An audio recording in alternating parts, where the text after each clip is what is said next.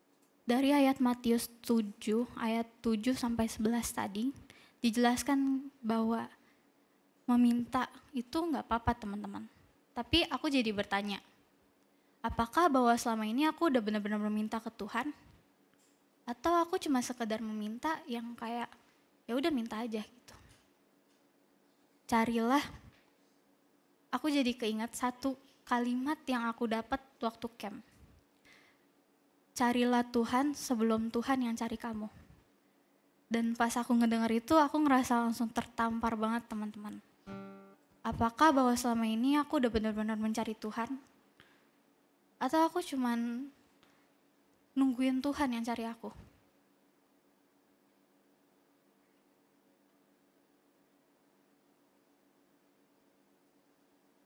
Teman-teman, aku mau ngajak kalian untuk mengambil tekad kita. Mari kita menyanyikan lagu Doa Mengubah Segala Sesuatu.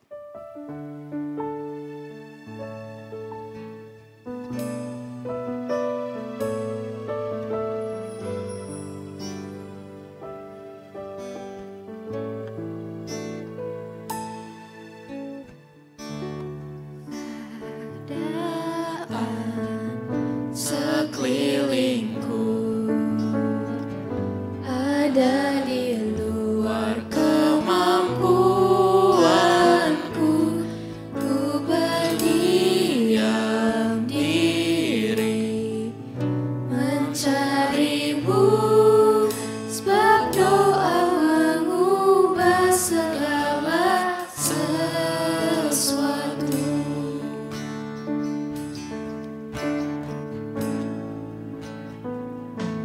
Saat kenyataan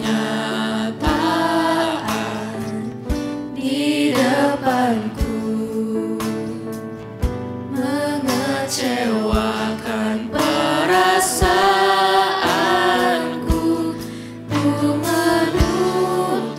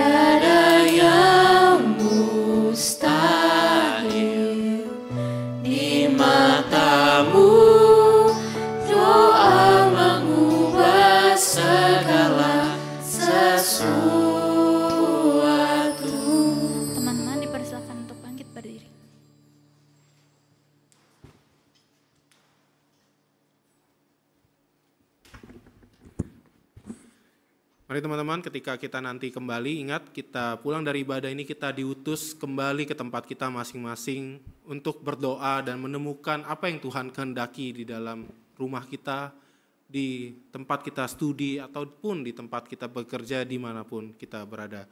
Mari kita pulang dan menerima doa berkat pada hari ini.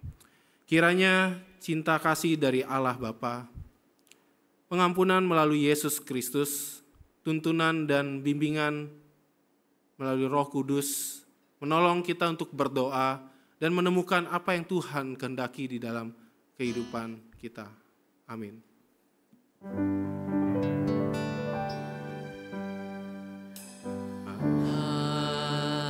Haleluya,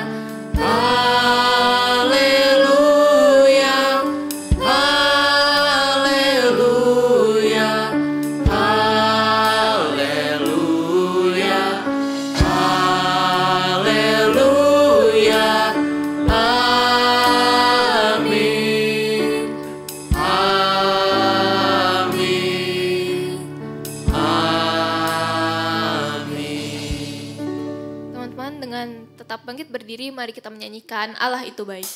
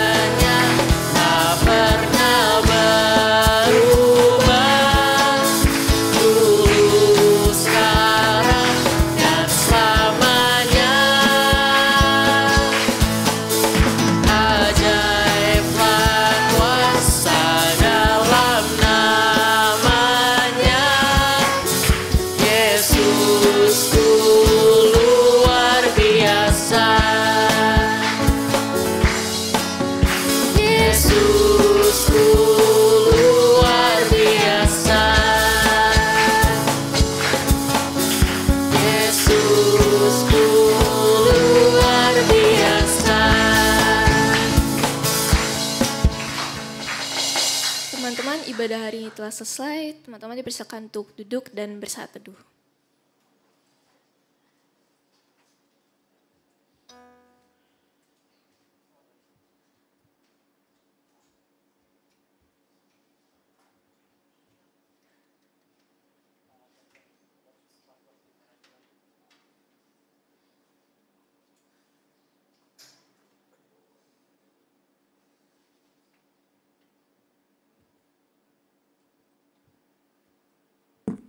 Selamat hari Minggu teman-teman. Jadi aku mau bacain warta lisan hari ini. Boleh next?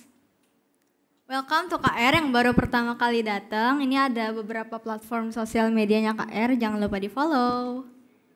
Next. Tema ibadah kita hari ini ada doa sama dengan meminta yang dibawakan oleh Saudara Julham Effendi. Untuk minggu depan ada Tuhan tidak menjawab doa dengan dibawakan oleh Saudara Nicholas. Job pelayanan hari ini pemimpin liturginya ada Ci Grace dan Monique, PP-nya ada Ci Jennifer, BWDS-nya ada aku sendiri, PIC-nya ada Philip, MCCG-nya ada Ko Steven dan absennya Meisha. Untuk minggu depan pemimpin liturginya ada Cinesa dan Sally, PP-nya ada Odige, BWDS-nya ada Tifa Lenka, PIC-nya ada Ci Stefanesa, MCCG ada Ci Devina EM, dan absennya ada Grace Simorangkir. Job pemusik hari ini ada pianisnya Hazel, gitarisnya Ko Carlos, singernya Ci Candy dan Marvel, kajon atau drumnya Coach Joshua. Pianis minggu depan ada Ci Mitzi, gitarisnya Ko Carlos, singer Phoebe dan Wilson. Kajian atau dramanya Hansel. Job Mulmet minggu ini, soundnya ada Ko Daniel, slide-nya ada Philip, switchernya ada Sally, kamera belakang ada Cantika. Untuk minggu depan, soundnya ada Darren, slide-nya Rebecca, switcher Ciwidia, kamera belakangnya Ko Frans. Job aktivis minggu ini, PJTD-nya ada Ko Steven, Asher dan kolektannya Cileoni, Fanny, ODM, dan Ko Steven juga. Untuk minggu depan ada PJTD Priscilla, Asher kolektannya Jennifer, Abel, Kenneth, dan Galen. Dan Gavin. Kelas pembinaan hari ini Alpha ada keselamatan anugerah pertama dibawakan Pak Yohanes. Beta ada KTB Romance, yang pertama dibawakan oleh Ko Frankie. Omega ada interview. Oke, gitu aja. Happy Sunday teman-teman. See you next week.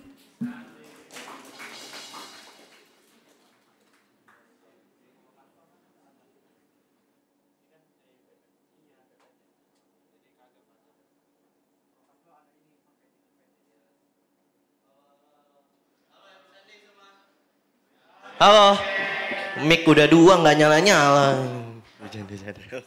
Oke. Kembali lagi bersama saya. Pasti kalian nggak bosen lah ya. Saya jadi MC CG kalian lagi hari ini. Tapi CG kita hari ini nggak ngapa-ngapain teman-teman. Kita cuman mau, sedih ya? Sedih, kalau sedih datang minggu depan. Peka dikit datang minggu depan gitu, oke?